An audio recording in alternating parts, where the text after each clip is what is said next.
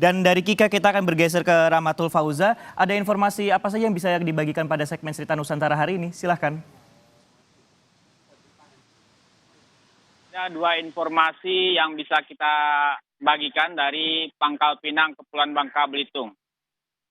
Berita pertama, Bawaslu Kota Pangkal Pinang bekerjasama dengan Satpol PP lakukan penertiban alat peraga kampanye atau APK di Pangkal Pinang, Kepulauan Bangka Belitung.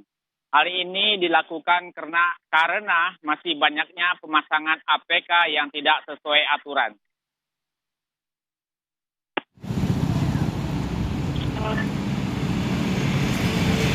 Bawaslu Kota Pangkal Pinang melakukan penertiban alat peraga kampanye atau APK di 7 titik kecamatan yang ada di Pangkal Pinang, Kepulauan Bangka Belitung.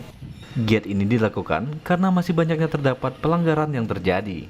Adapun APK yang ditertibkan adalah yang mengganggu ketertiban umum berdasarkan surat keputusan KPU RI, seperti APK yang terpasang di pohon-pohon dan juga di tiang listrik.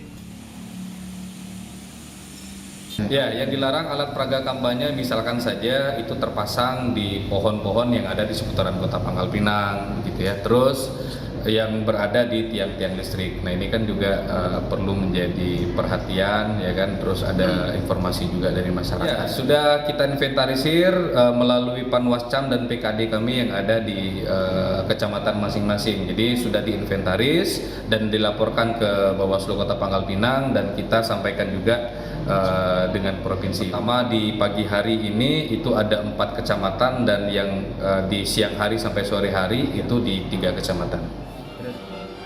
Bawaslu Pangkal Pinang pun terus melakukan giat serta himbauan ke partai politik untuk mengingatkan para calegnya agar dapat selalu tertib mengikuti peraturan yang berlaku dalam pemasangan APK. Untuk pemilik APK yang telah ditertibkan masih bisa diambil di masing-masing Panwascam yang berada di Kota Pangkal Pinang. Riyadi, Kompas TV, Pangkal Pinang, Kepulauan Bangka Belitung. Selanjutnya kami ajak Anda menikmati kuliner khas Kepulauan Bangka Belitung, lempah kuning.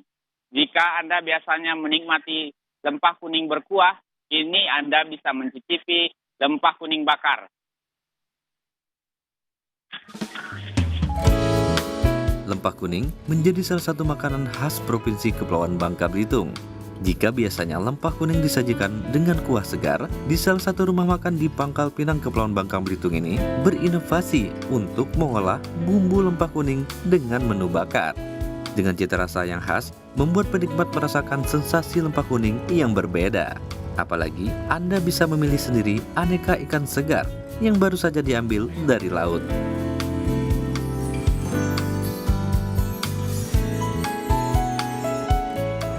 Jadi memang selain lempah kuning sebagai makanan khas Bangka Belitung, olahan ikan lainnya ya seperti ikan bakar itu juga menjadi favorit. Nah di sini ada ikan bakar bumbu kuning yang memang diambil dari bumbu lempah kuning, tapi ketika dibakar ternyata juga sangat cocok di lidah. Di ikan bakar ini semuanya oke, dua-duanya pas, mantap. Ikan bakar ini menggunakan bumbu lempah kuning. Nah, lempah kuning ini kan ciri khas lepar pongok. Dari kakek nenek moyang kami dulu kan. Jadi sampai sekarang ini tetap oke lah pokoknya untuk lempah kuning kan. Sama halnya dengan bumbu lempah kuning, untuk mengolahnya Anda perlu menyiapkan bahan seperti kunyit, cabai rawit, terasi, asam jawa, dan garam. Langkah pertama, haluskan seluruh bahan hingga menjadi kental agar bisa dioleskan ke ikan yang sedang dibakar. Selanjutnya, ikan dibelah menjadi 2 bagian agar bumbu mudah meresap. Lalu olesi bumbu dan ikan bakar sembari sesekali mengolesi bumbu. Tunggu hingga matang dan ikan bakar bumbu kuning siap dihidangkan. Jika Anda berminat untuk mencicipi kuliner khas Bangka Belitung dengan inovasi dibakar ini, Anda bisa mengunjungi warung lempah kuning Muara yang ada di Pangkal Pinang, sembari menikmati pemandangan di tepi sungai. Dwi Raka Prasetyo, Kompas TV, Pangkal Pinang, Kepulauan Bangka Belitung.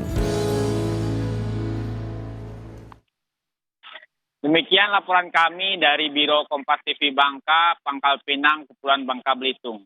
Kembali ke studio, Francisco. Aduh, Rahmat, kalau ngelihat suasananya hujan seperti di belakang ini, makan lempak kuning bakar ini sepertinya nikmat sekali ya. Terima kasih juga atas laporannya dan juga Kika Madono yang melaporkan juga dari Surabaya di segmen Cerita Nusantara.